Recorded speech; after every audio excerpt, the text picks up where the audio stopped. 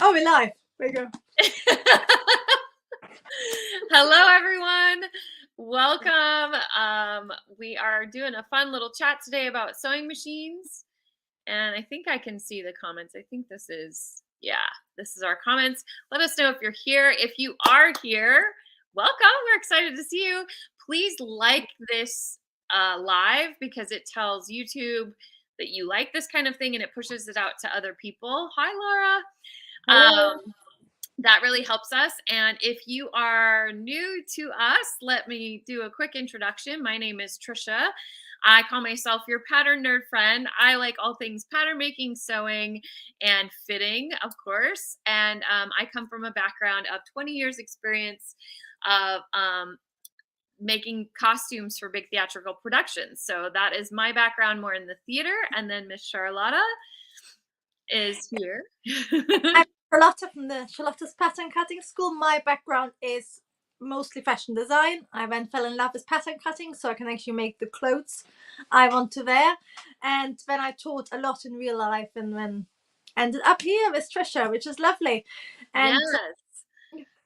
Yeah, and usually we do these little chats on Thursday, but this week is a little insane. We'll tell you about in a second. So this is kind of like a new day for us. This is not our same bat time, same bat. It is our same bat time, just a different yes, day. Tricky Tuesday for a change. So if you love just chatting about pattern making things, sewing tips, I hope you'll join us and make sure that you follow or subscribe to both of our channels because we do switch off back and forth. This month we're on my channel, and then next month we'll be on Charlotta's, and we'll go back and forth. It's good to see everyone. Hi, Lucy, Sandra, Rebecca from Southern California. Sandra's in North Carolina. Woo, neighbors. Avro, Chan, and Yvonne, welcome. Hello, everyone. So today we're going to be talking about sewing machines, but we've actually both got some exciting things going on. So we wanted to mention those first. While we're talking about that, everyone who's here, or if you're just joining, let us know what kind of sewing machine you have in the chat. We're curious about that. We're going to talk about, different kinds of models and machines and what we like about them. But yeah, so Charlotta has something exciting coming up today. She'll tell you about it in a second. And then I wanted to let you know, I am throwing a free fitting boot camp starting next week, which is why we're kind of switching up the days for our little chat, because I'll be in the middle of that next week. I only host this boot camp 2 times a year. This will be our 3rd time running it. It's called Fitabulous Fit Boot Camp. It's all based around learning how to do a fitting successfully on your clothes, how to take that information, transfer it back to your pattern so that you can have perfectly fitting garments, because I feel like we don't talk about this enough, and so many people struggle with how even to do a fitting, where to start, what to do. So this is a very special event. It's happening next week. The first day is, we have the welcome party on the 22nd. But our official boot camp starts on Monday the 23rd and goes till the 27th. There are replays. We do have a Facebook group just to have a place to have a community, but you don't have to be in the Facebook group. All the trainings will be emailed to you, and you can watch them in your own time. So if you can't join live, because we have people from all over the world, so it's impossible to come up with a time that works for everyone. So everything is recorded. There will be replays for those who sign up, but they will only be available for limited time. So I wanted to let everyone know. I will put the link down below for you to join us, and it's completely free, if I didn't mention that. So if you'd be curious about that, I hope you'll join. And then Charlotta has something special going on right now too. And I was going to say, if you haven't joined, you should, because Trisha has so much experience in fitting so many different people from her costume work. So she really knows what she's talking about and how to make it quick and fun as well. And you might have guessed, I've got something coming up relating to collars. So right after this, I'm going to release a new YouTube drafting tutorial, and it's the first one I've done in ages, and it's 10-minute draft, and you don't need a pattern. So once you fitted everything, you can make this and add it to any sewing pattern. Yes. I'm also going to release a new 10 15 color collection for people who don't want to yet fully draft but want to add details to sewing patterns and stuff. So it's all stuff you can add to sewing patterns, but start designing and using your skills, and then you can at some point learn to draft with either of us. So I've got that coming up. I'm really excited. So after this, you can all come with me and It's watch my immediately after this. So right after we're done talking sewing machines, if you're like, you need more, then make sure you head over to Charlotta's channel. We got the next 2 weeks sorted for you. You can draft the collar, and then you can join. And then come to the fitting party. It's going to be fabulous. So we've got a lot of people in the chat. Yeah. We've got some people from Southern California. And you got Yvonne from Bermuda, who I'm always very jealous of. Oh, Bermuda, I know. I bet it's beautiful there right now. And then they're talking about, people are talking about, hi, Cecilia, glad to see you made it.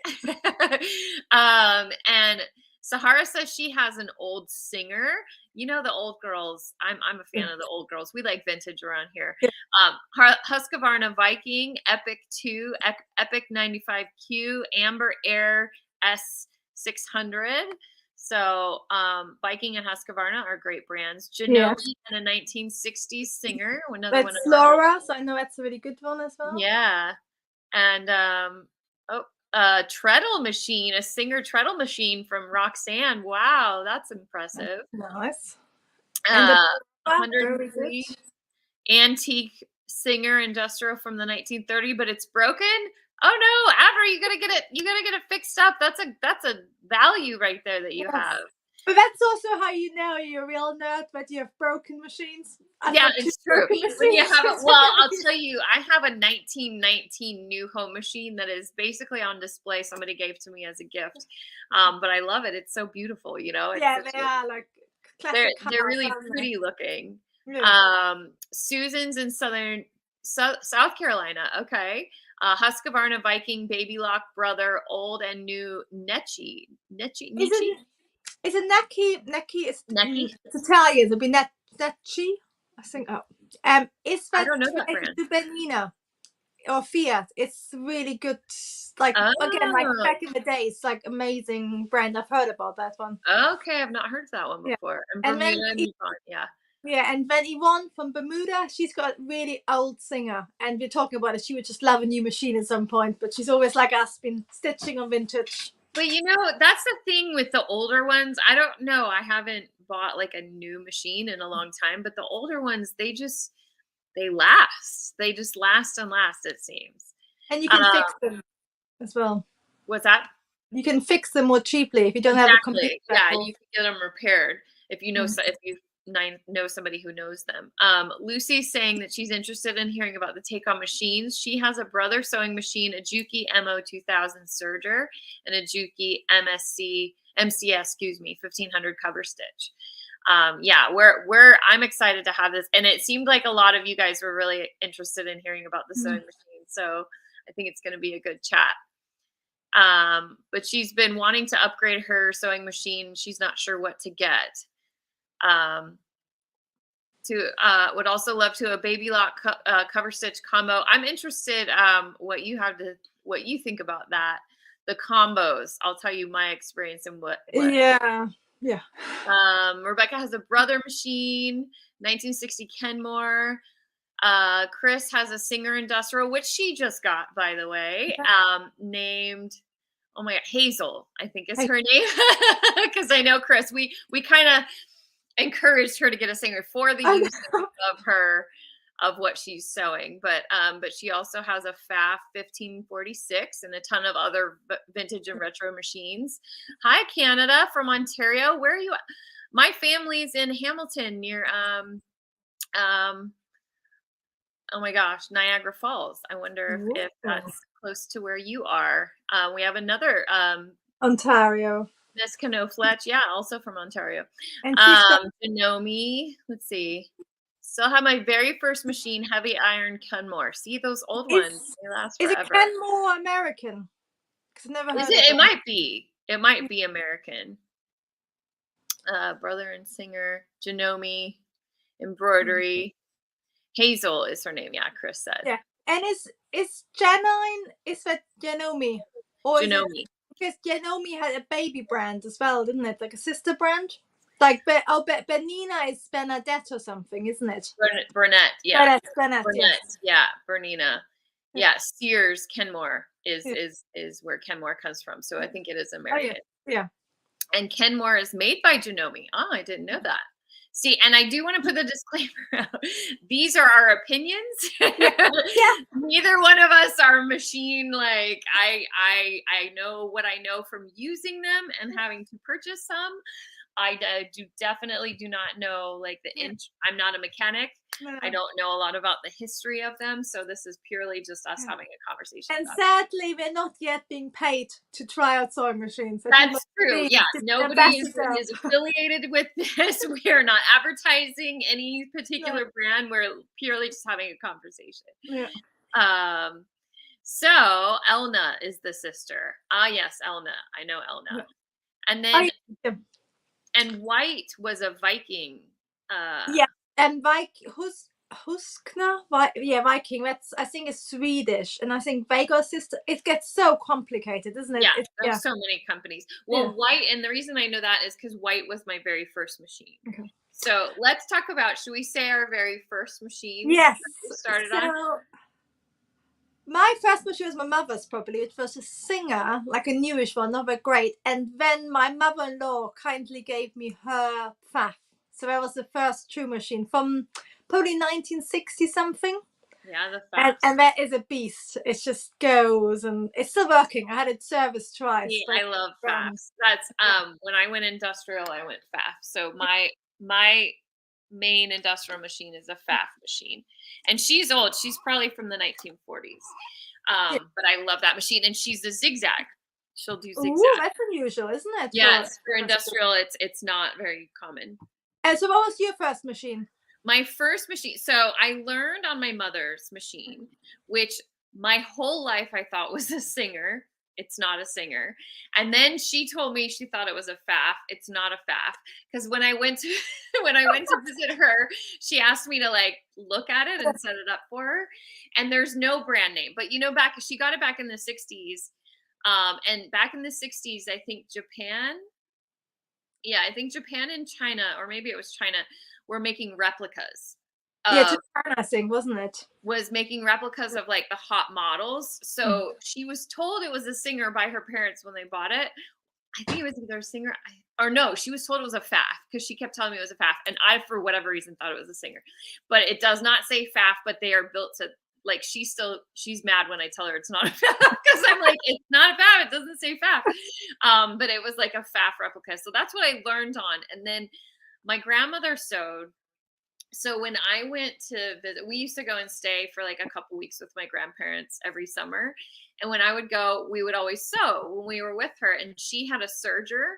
And it was like the first time I used a serger, I was like, oh my God, I need that because it's so pretty. I used to have to like zigzag to finish all my edges off and things like that. And I was like, oh my God, I want one of these. So when I bought my own machine, I went to the Orange County Fair in LA. And I was like, I want a sewing machine and a serger together. Like I thought you could get them to be the same machine because of course I was, barely out of high school, like on a mad budget. And they were like, that doesn't really exist. For $20 probably. Yeah, right. Yeah. As low as I can get. So they were like, yeah, that doesn't really happen. And I'm like, oh, okay. So I got a White machine. So the White, that's why I knew about that. White was my first sewing machine. And then I did buy, I don't know if it was a baby. It was a White version of a serger. So I got two and I bought the floor model. I was like, oh my, what's the most inexpensive one? And I got those both. I still have them.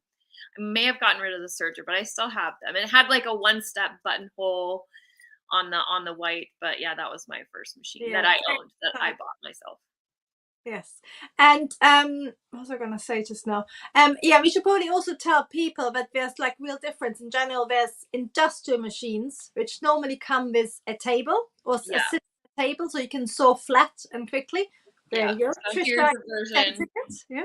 And I have several. So behind her, there's another Pfaff over there.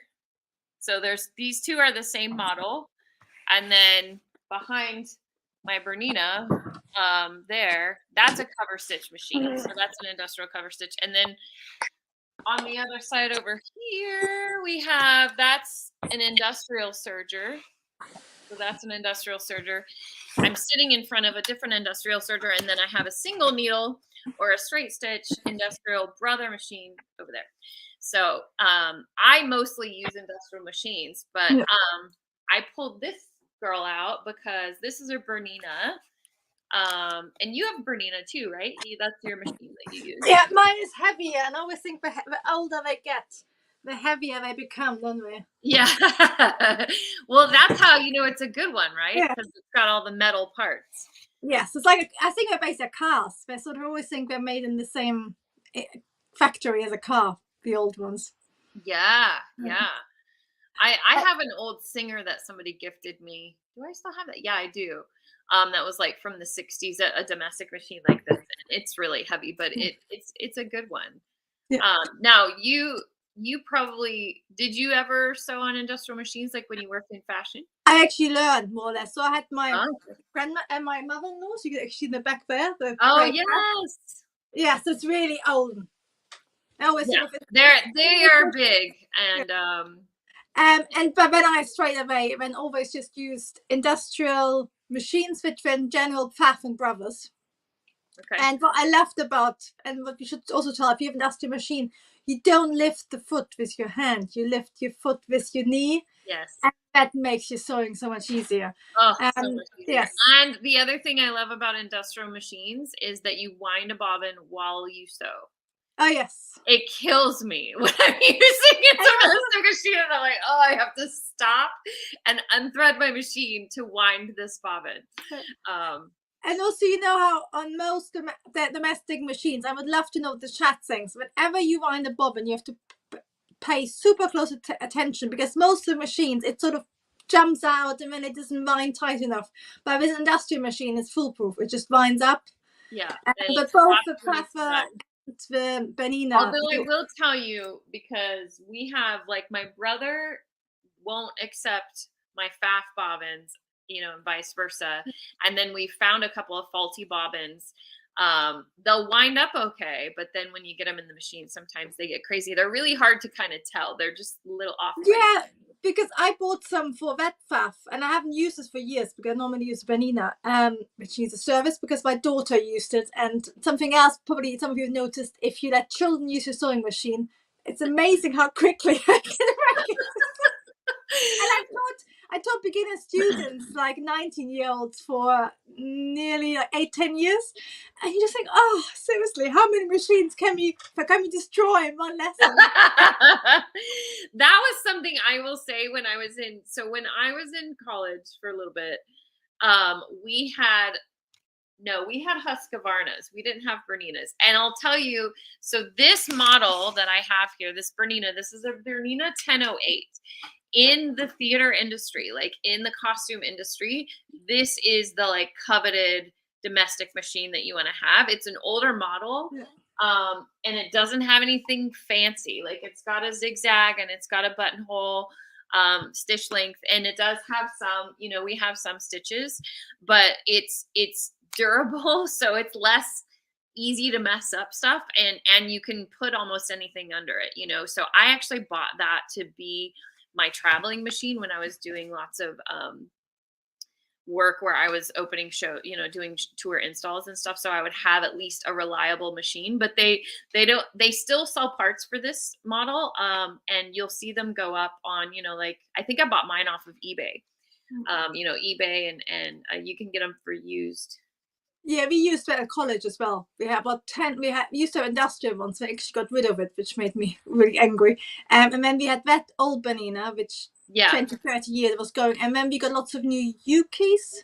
Jukis, because they're great, because they do everything. Jukis are wonderful, yeah. But beginner, not that great, because they are more temperamental. Like, not temperamental, but you have to treat them nicer. I think every machine, I don't have a lot of experience with the newer model machines, but every machine has its own personality. Yeah. I told you, the one I'm sitting in front of, my FAF 138, and then I have another FAF 138. They're the same model, probably the same year, and they are both different. Like they have their little quirks, you know, and that especially with the older machines, like the industrial machines, you have to just kind of It's learn even, their little quirks. Talk you nice. know, when you cut your thread after sewing, Yeah. and each machine different length, because otherwise it can jump out when you Yeah. start stitching again. Have you noticed Yeah. that? Even if you, because it used to be, when I first learned, we had like 10 faffs, and each one was different, and you think, how is that possible? It's true. I think they find like their home.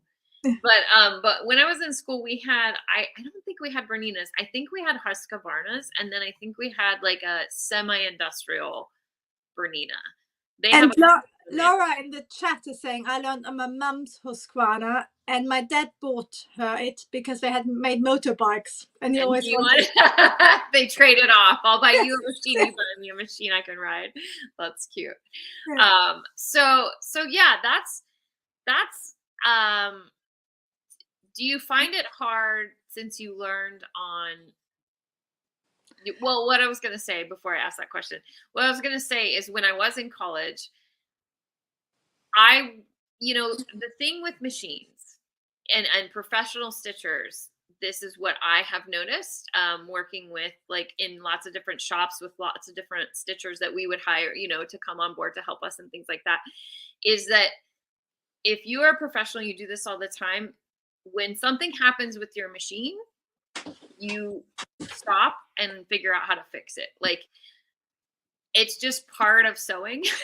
Unfortunately, it's like we all drive cars, but we all don't have to learn how to work on our cars. But with sewing machines, like, you really should take the responsibility to learn about your machine. When I buy these older machines, especially, I always look for the manual, download a manual, and learn my machine, or at least have a resource that I can go to if something's going on. And I try to do what I can. I mean, I have my machine guy on speed dial, because if I have a thing, I got a deadline I have to meet, like, I can't be playing around. But in school, I feel like I kind of learned that, because sometimes it would be me in the costume shop and we're trying to get, a show together, and it was just me by myself, and I would break a needle, and instead of, it's like the courteous thing to do when you're working in a shop environment. If you break a needle on one machine, you're the only one. Like in my shop here, if I break a needle or I run out of a bobbin, I could jump to a different machine. But you don't want to do that in a shop space. Like, you're going to end up not making a lot of friends because if you break all of the machines. So you really should stop. And so I did that, and I learned that in school. And I mean, sometimes it was a headache and it took a while, but I feel like that was such a great learning experience for me. Working with different models and different types of machines. And I mean, they're all a basic function, right? Like mechanically. That's why I think the new computer machines kind of scare me, because I'm like, technology has its own personality, whether it wants us to work or not. And, it's like the computer doesn't always have an explanation. Whereas like these old mechanicals, it's like usually you can find the gear or the loop or the screw or something that'll help you. Because even the modern one, it would be exactly the same, but then they've just linked it up to a computer, and we all know that it's great technology, but if there's a loose cable, then nothing works. But with the old one, you can actually just fix it, or change the bobbin, or pull it out and stuff. So, and also, as the new ones are so expensive, like £2,000-3,000, you don't want to fiddle around with well, these old ones. Worse. I know with gears and like screws, like you can see it, and if you do something too tight or too loose, like you can redo it. But if you're like in computer land, like that is not my land. I would be afraid to like mess up. I would be like, I don't know what to do. I gotta call the guy, right, or the girl. Yeah. So you can already see where we are coming from. We love industrial machines. Yeah. But it's also, I think it depends, because we are both from professional backgrounds, where it has to run all day and it has to be easily fixable, so you can keep on stitching. And the thing is, 99% of all seams are done using a normal stitch, and then you use your overlocker or whatever. But that's why industrial machines normally are only straight stitch. on the So I think we should talk about that, because that's, obviously, the elephant in the room, like the difference between industrial and domestic machines, why you might want to go with one or the other. I think that would be a great place to start. And then we can kind of go into the nuances of like sergers, and like what maybe things you want to look for in a machine, depending on what your needs are. Cecilia is saying she's bought 3 machines from her local shop. I also shop for stabilizer and thread there. If I have any issues, I can call them and they will talk me through the fix. It's priceless. I mean, that's the thing is, I think if you sew, if you're new to sewing, just know that like sewing, pattern making, working on your machine, it's problem solving. Things don't always go as, in fact, most of the time things don't go as planned. Like you just have to kind of go into it knowing that, and it's using the creativity of like, well, what can we do? Like, what do I know? What can I try? Can I change the needle? Can I rethread it? Can I look at the bobbin again? And so, but learning that, learning each, like if you want to learn about fitting, join my bootcamp. If you want to learn about pattern making, check out Charlotta's tutorials and our other tutorials that we have. If you want to learn about machines, have befriend your machine guy and be willing to look through the manual and kind of try to figure it out somewhat first, if it's a mechanical one. I think in manuals quite often, especially old ones, have really good troubleshooting guides. So I always have a spec, and then it's really a good machine man or woman is worth a weight in gold. So I've got a really lovely bloke. If you're in the east of England, so East Anglia, do send me a message and I will give you his details. He's like amazing, and he's like also he's generous, like Cecilia said. Like you want somebody who actually shows you how you can do it next time, rather than saying, "Oh no, you have to take it in and pay us another £100." So that's what you want, isn't it? Oh, and Apero's saying her hubby's retired army mechanic, and he's fixed a bunch of vintage machines, and we got at the marketplace and resold them for more. That's awesome. I will say my man's pretty handy as well. I've called him in here, but and he always says he wants to like go to school and learn more about it because he's basically my like in-home repair guy, but he wants to just find the exact right. But a lot of these old machines you'll find, depending on who's worked on them before, they're kind of like a mishmash. Like I said, my 2 FAFs are different. Like they have different parts, but they work, right? And I'm like, it works, so don't mess with something too much. Like I want it to still work. But my guy I call all the time. In Vegas, I would call him and I would be like, I need you here. And he would never want to know what I was sewing because it was always something that's the thing with costuming is these machines are meant for like one thing and one thing only. That's what industrials, and we're gonna not plastic vinyl, Trisha. Not plastic vinyl or wire with buckle on the bed. I'm like, but this is what I need to create the thing. So we abused our machines. And my guy out here, he's like in his 80s. He's retired. He's the only person I can get to come out because I live kind of in a rural area, and I'm looking for a new guy all the time. So I forget, Sandra, I think, says that she's in North Carolina. Like, I'm always looking for, and industrial and domestic mechanics are different as well. They do, I mean, it's the same basic, mechanics, but there is some differences. So let's talk about why you would want an industrial machine or domestic machine. Do you want to tell people about the industrial machine, and then I can tell people about the domestic machine? Yeah, we could say that. I would say, for me, I bought my first industrial machine when I really started freelancing a lot more. Like I was working at the theaters, and we had industrial machines at our theater, and I had my domestic white machine at that time that I was using at home. But when I was doing a lot of freelance work, I had a serger, that's the one. So that's how I know I don't have it anymore. I just, I was using the serger, I was using my serger, I burned out the motor, you guys. Like something happened, it wouldn't do anything. So I took it to the repair shop. It was like a week. It was going to have to be there. So I borrowed my friend's, I burned out her motor. So, and they wanted me to buy the big fancy domestic serger that, you know, has the air threading and all of that. And I was like, no, no, no, no. Like, I need something that's going to hold up to the abuse. That's the thing.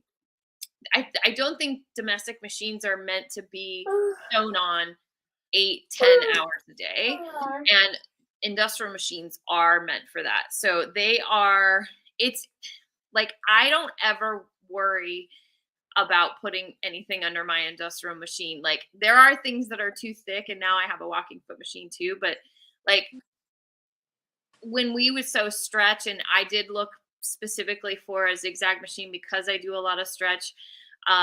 You know, it's what I'm able to sew under these machines with no problem whatsoever is so much greater. Like, when I take it to this, even my Bernina, which I love this model, um, I'm getting skipping stitches, you know, I'm trying out every single needle. Like, it's a lot less fiddly, even though I'm putting lots of different materials under it. So it's about using different needles. There's a lot of like feet that you can get that help you along the way.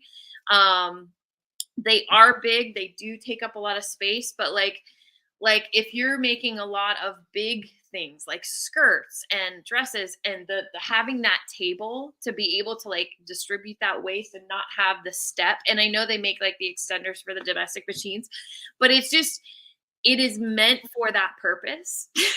You know.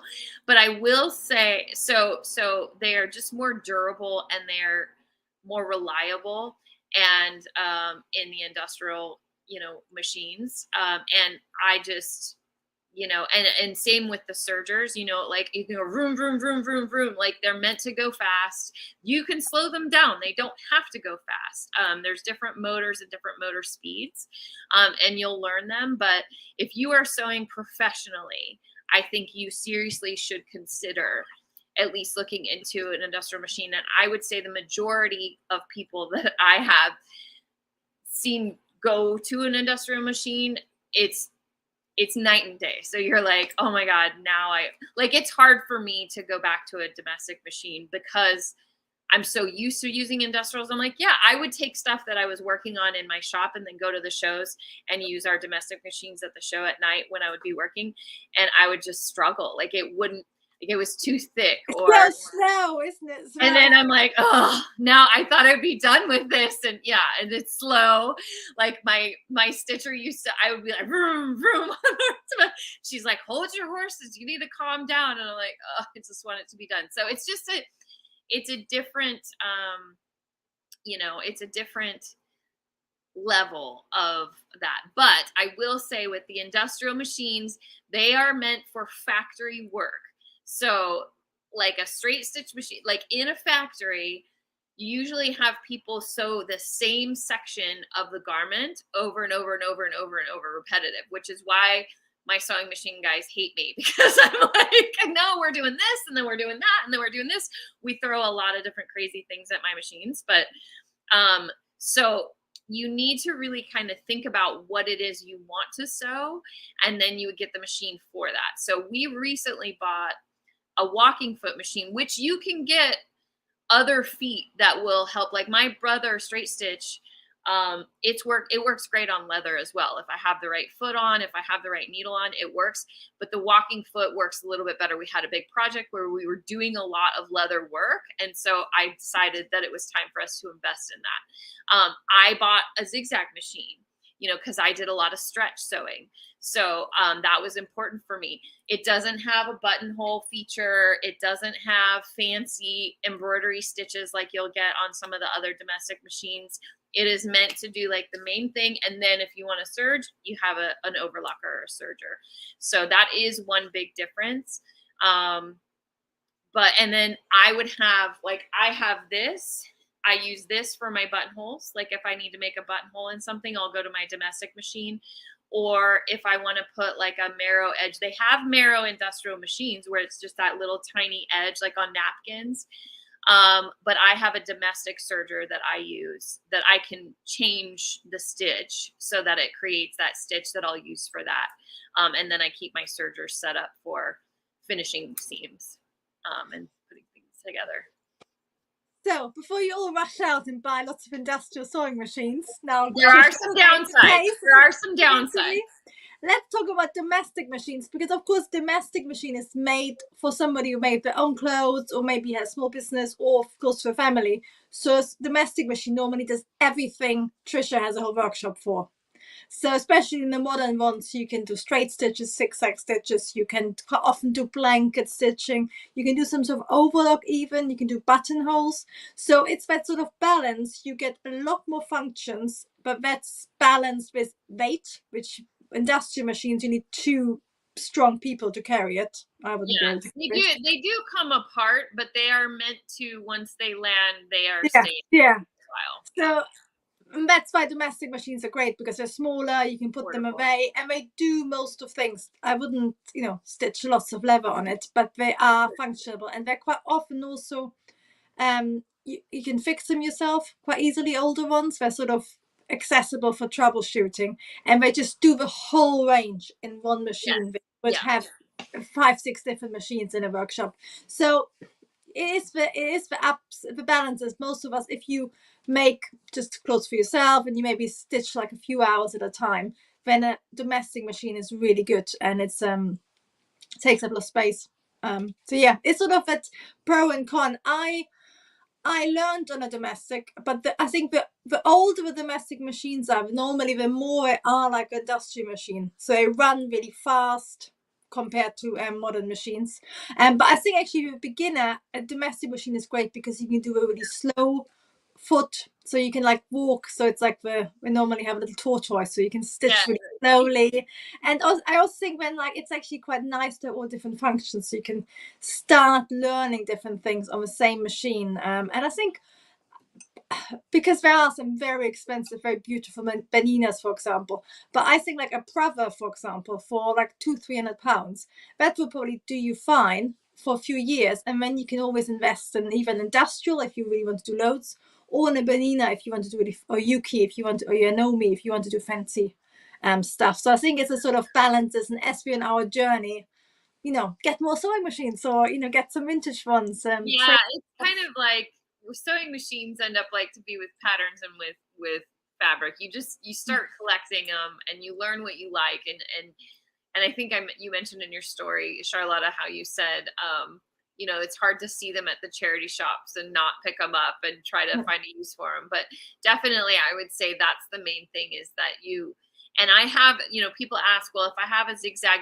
and having a zigzag machine means I can also do a straight stitch on that zigzag machine.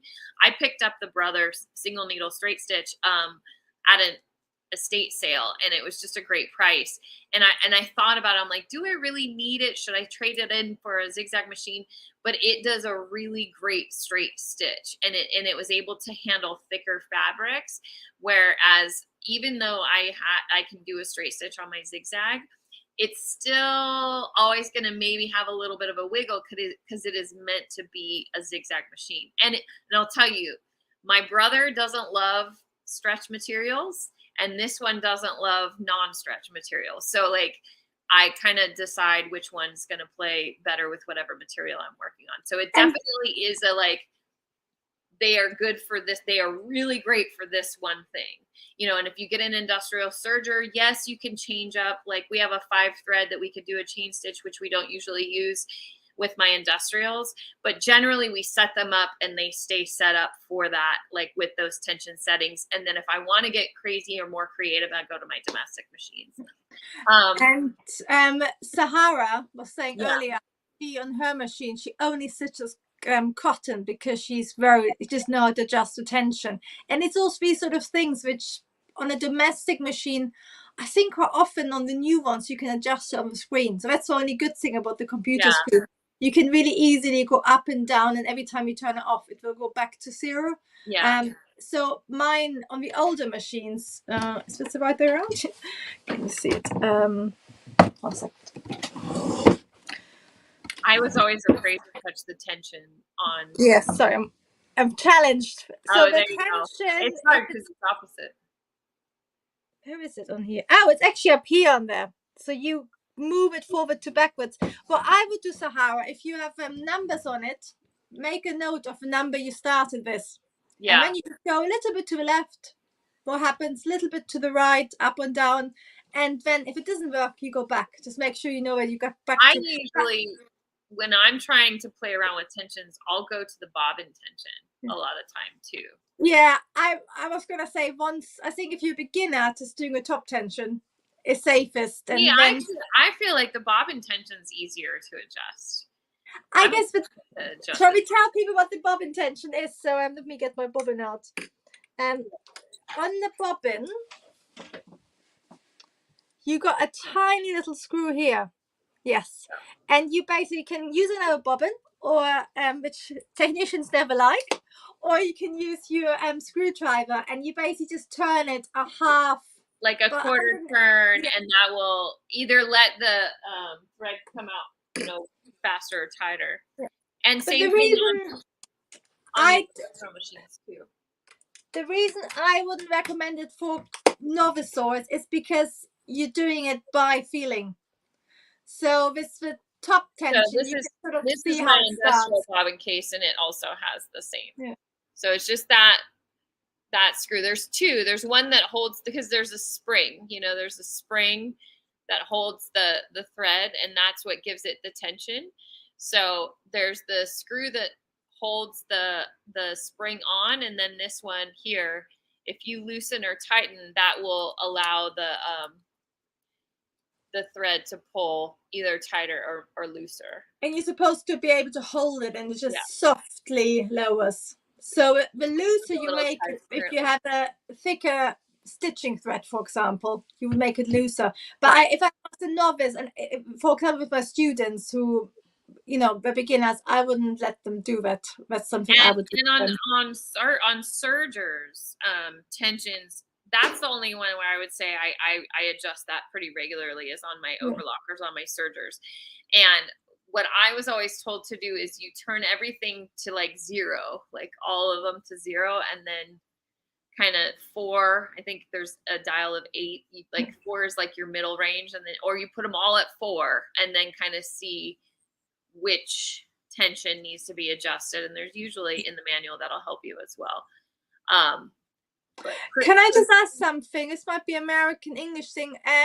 What do you call it? What is a cover stitch? So serger is what we call an overlocker, right, over here. And then is it what do you call a cover stitch? Cover stitch. What's that, Trisha? Are you asking what a cover stitch is? Yes. A cover stitch is it's a machine that you see it a lot on manufactured clothing. So the shirt that I'm wearing, there's a serge in the back, and then there's the double stitch along the outside. Yeah. So there's a machine that does that in one. I think I just and somebody mentioned that they had or wanted to get, I think it was a combo. Yes, and people recommending. I'm just trying. I always think of when I was like, I want to buy a serger and a straight switch, which I know are very different. So like a cover stitch and a serger are a little bit more similar. Yeah. But I think anytime you have a combo, you're sacrificing a little bit. I do have an industrial cover stitch that we use. That's what we use for our Blue Man. So that's what I use for my cover stitch. And I love it.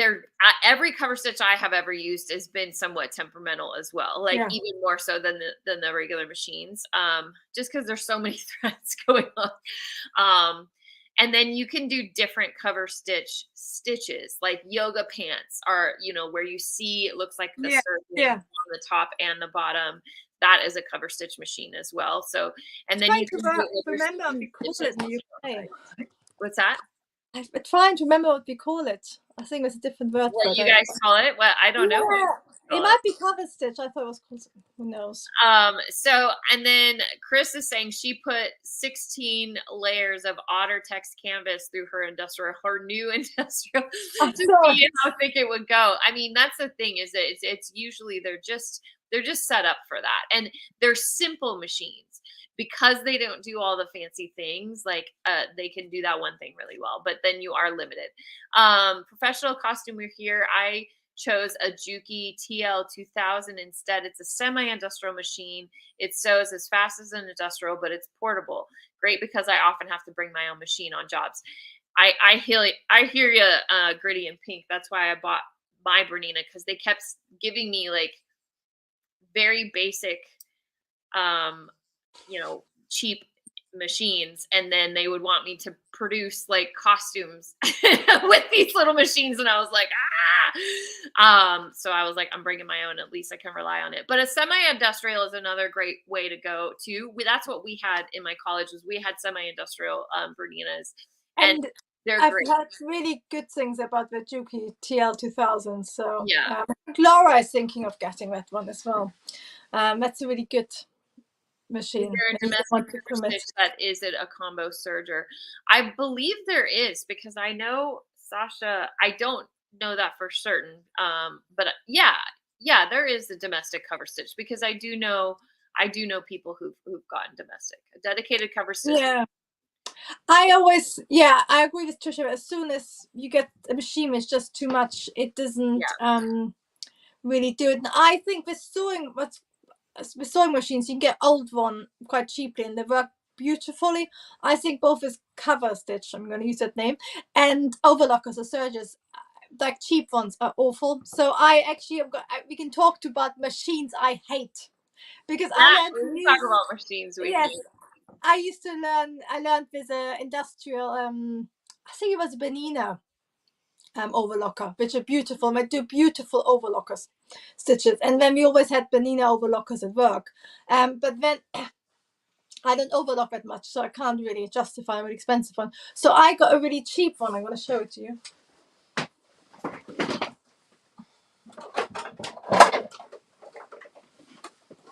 Laura says that she thinks that you guys all call it a cover stitch. We do call it. This is a Singer overlocker from, I don't know if have you got Aldi and Lidl's in the US? Aldi, yes. Yes, and I got that aisle, haven't I? The Yes. central aisle of. And those would be the machines I'm supposed to be building Broadway costumes on. And I'm like, and I just, I read the online reviews, and they're sort of mixed.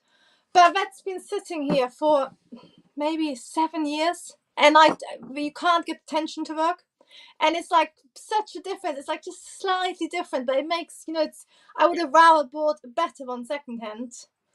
Then spent, I might be £100, and it's just like unusable. I'm sure other people will now put the comments, it works perfectly. But I think whenever we are quite similar. We always want to get things done quickly. yeah. So we probably spent 2 days figuring it out. But I thought every time you put different fabric in, it didn't make a beautiful overlock. Yeah. And I think if you do an overlock, it has to be perfect. So I rather than just bind my seams or something.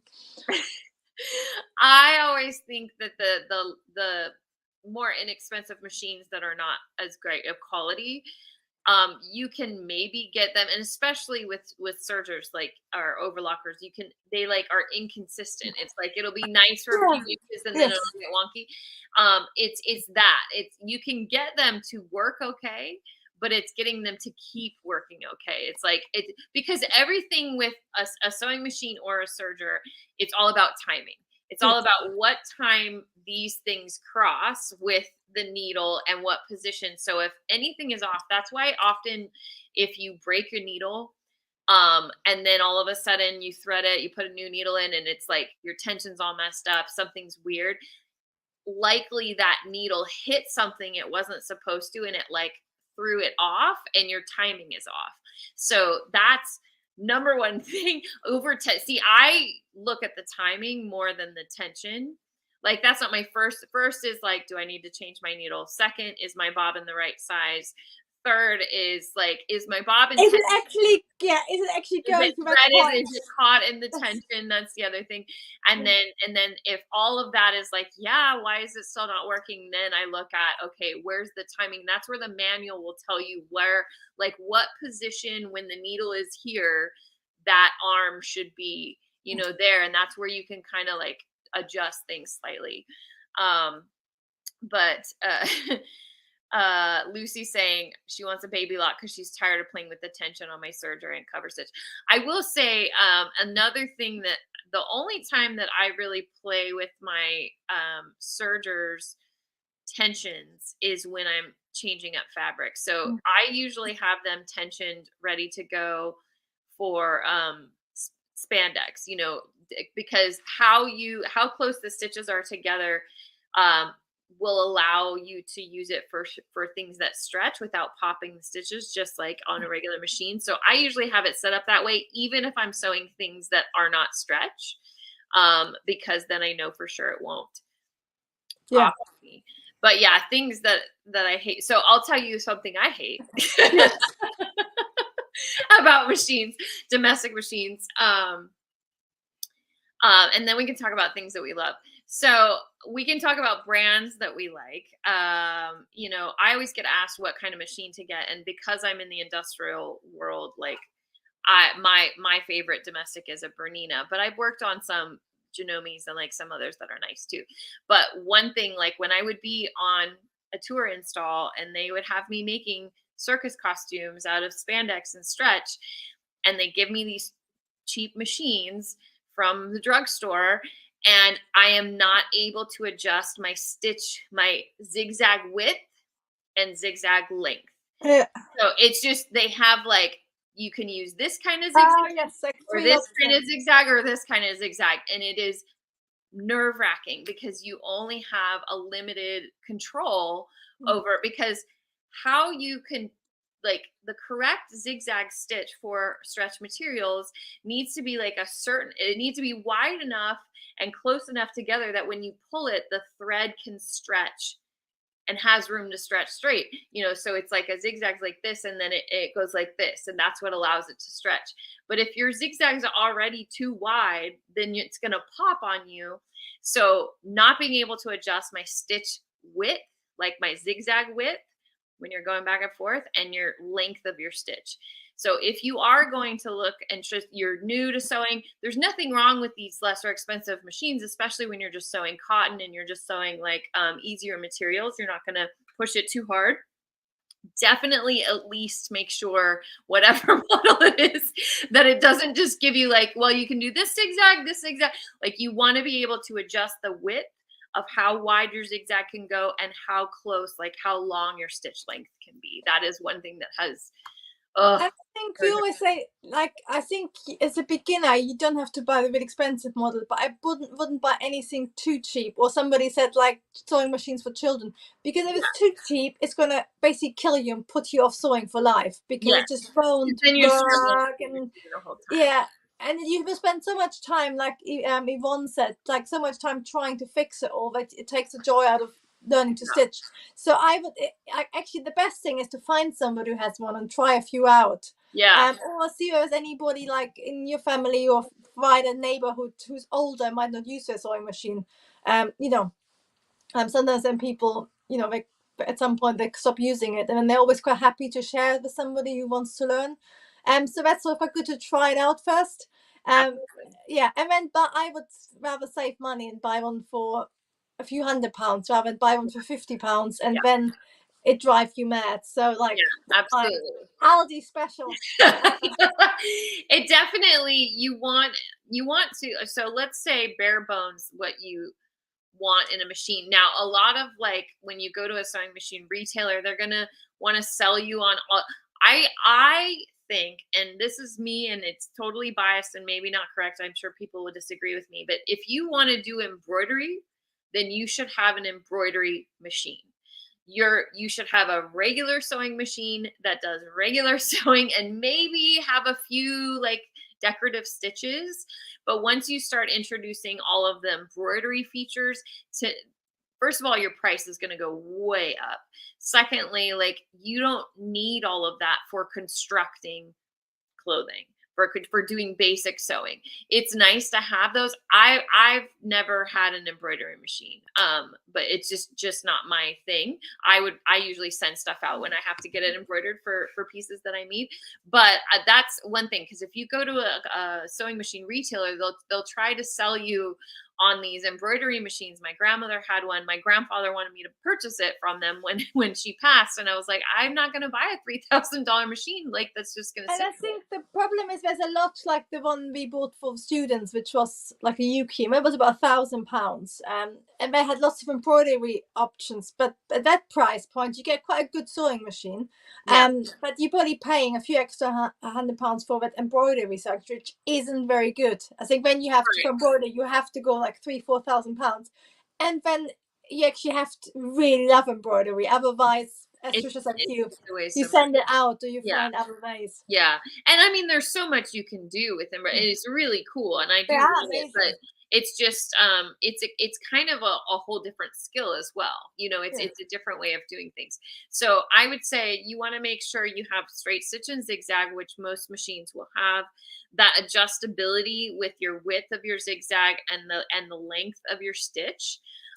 It's most machines nowadays will have a buttonhole feature, whether it's a 1-step buttonhole or like this Bernina has 6 steps and you turn the dial for each step. I would say those are your basic things that you want to be looking for. I was going to say, yeah, at the most basic, I would get one straight stitch and zigzag fully adjustable. So in the more metal, the better. That sort of would be a basic vintage machine. And then if you want to do things like buttonholes, that's where I have to say, I love the really modern ones where you just have that special foot. Yeah. You put the button in the back. Think about it. Yeah, and you lay it on, and as long like you get a perfect buttonhole, you can do different like thicknesses and stuff.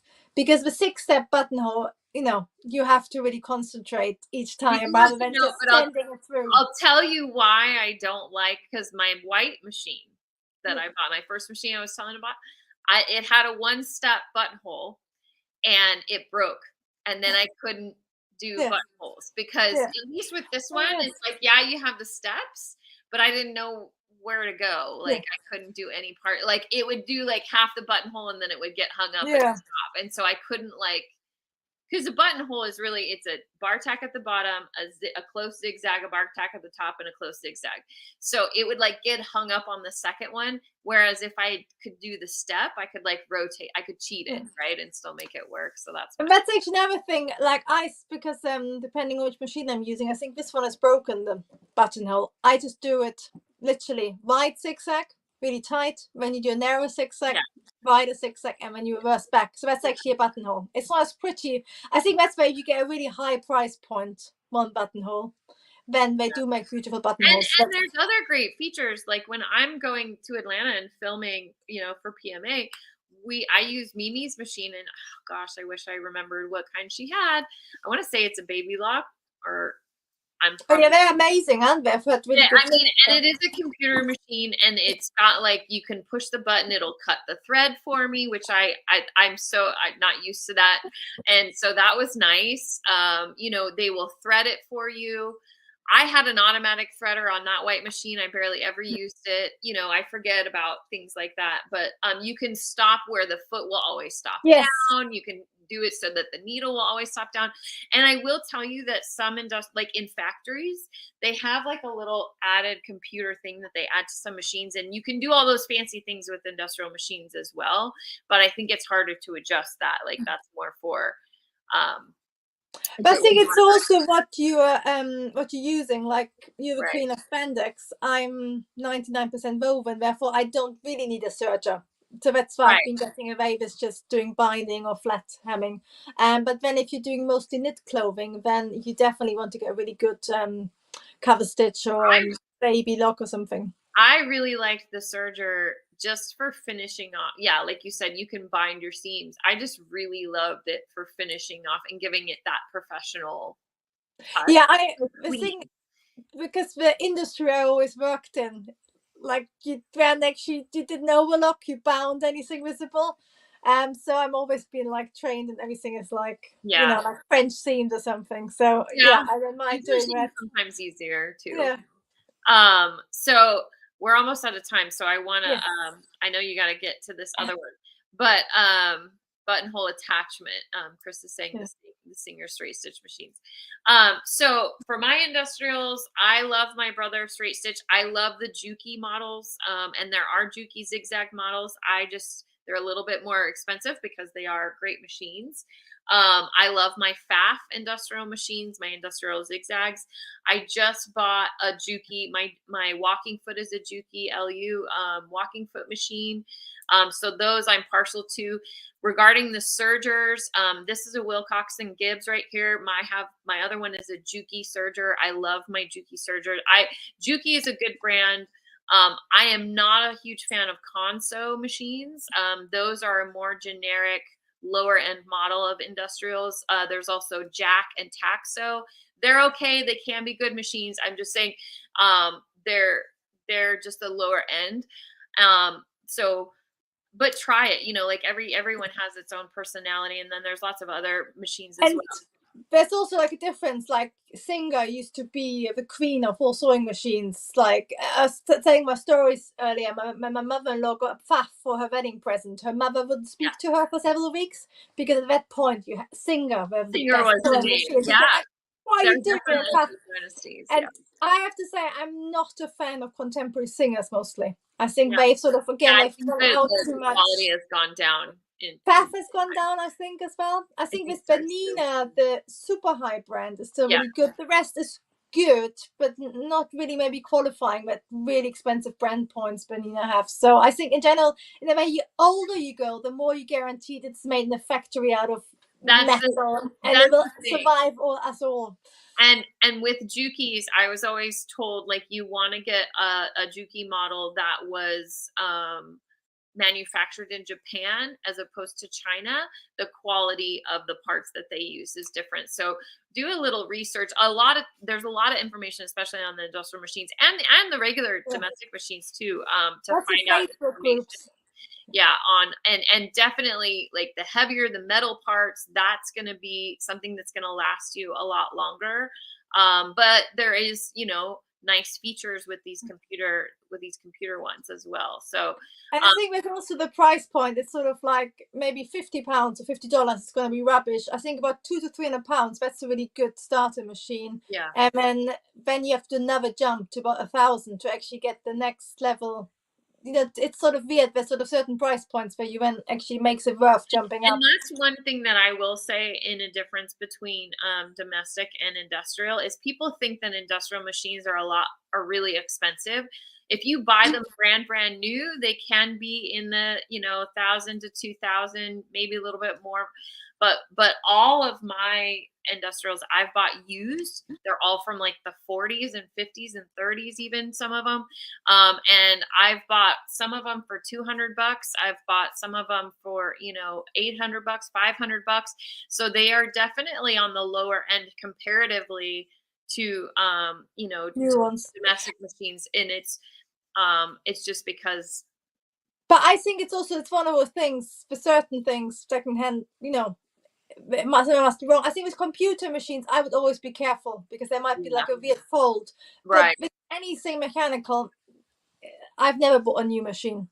All of mine are secondhand or found on the street. Because they last. They just still last. So the only thing at some point you have to be careful, which my lovely sewing machine man Marcel says, is at some point there's a point where you can't get replacement parts.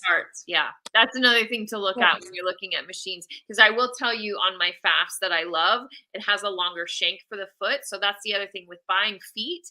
Like, you can get lots of different industrial feet for fairly inexpensive. I'm talking like $5 a foot, whereas I know the domestic machines, Nina's like $80, like $30, $40 for one foot. So that's something to consider as well. But my FAF, they have a long shank foot, and I could not find a lot of those. So what we did was, this is where it gets into like you make them work for you. But the ones that I have had a screw like on the shaft where you put the foot. There was a screw for the long shank, and then there was a lower screw that I can use my brother feet on it. So, there's some of that you can they're like old junkyard cars. Like, you can kind of make it do what you want it to do. But I think actually the biggest problem with older machines is the plug and stuff in the socket, because if that plastic that's gone, and that's the stuff you can't replace. And when you go from UK or out of the Yeah. country, other countries as well, check the plug and the outlet. Yes. So, that was something that was interesting. Yvonne said, yeah, and I actually, because I've got one singer, no, one brother from the 60s, and that fuses the whole house if I turn it on because it must be different. So that's on my repair list, but yeah. The other thing with industrials is because they are set up in a factory, a lot of time they will have a 210 or 220 outlet plug. And obviously we mostly, which you probably Yeah, don't, I don't you know really low, aren't you, compared to us? we have 110. So, Yeah, we're 220. so you can easily change them. Like a motor for an industrial machine is usually $50. You can get a servo motor, which is a quiet, nice motor, and then you can change it to 110 pretty easily. That's pretty standard. But make sure of that if you are in the market and looking for industrial machines, that you pay attention to what kind of plug it has, because I've had to do that. But it is, you are able to make that adjustment. That's easier to do than I think different countries. Right, yeah. And I think the takeaway from this life is to be always very nice to your sewing machine. Always talk nice to your Because sewing that will save your machine. life. Even if it's frustrating, you talk nice to that machine. You oil it when it needs oil. You give it new machines new needles when it needs new needles. If it's frustrating, it just needs a little extra TLC. It's been working hard for you. You just got to be nice to it. That's always the thing. I know you've got to go. So Charlotta's going to go do another live on how to draft this awesome collar that she's wearing. I'm going to be in the chat, so you can come over to my channel and watch it. I'm in the chat to talk to you about it. And if you're wanting to learn about fitting and making fitting adjustments, which is not taught very often, we are doing a biannual boot camp next week called Fitabulous Fit Bootcamp. I will put the link down in the description. Absolutely free. Learn how to do a fitting to fit any body. I've got lots of experience, lots of different kinds of bodies, and it's a little bit different than just making standard body adjustments, how to take those adjustments, put them back to your pattern. So if you're curious about that, it's only available for a limited time. So I hope you'll join us next week for Fitabulous Fit Bootcamp. And then I don't even remember when we're going live again, but we'll go live. We haven't. End of November, probably. On a Thursday, hopefully, at 8 p.m. UK time and 3 p.m. Eastern Standard Time. Thank you, everybody, for telling us about your machines and having this discussion with us. I think that I think people were chatting in the chat, I think I've been really kind and helping people find the right machines for each other. So yeah, that's what you want, isn't it? Yeah. So that's really wonderful. But I think those are the things you just want to pay attention to, like what it is that you're wanting to get out of it. Don't feel like you have to spend a bunch of money to get started, but you do want to make sure that you are paying attention to certain things that are really going to help you. But thanks so much, Charlotta, and we'll see you all. Thank you so much for having me, Trisha. Yeah, we'll see you all next time. Bye bye, everybody. Oh, yeah.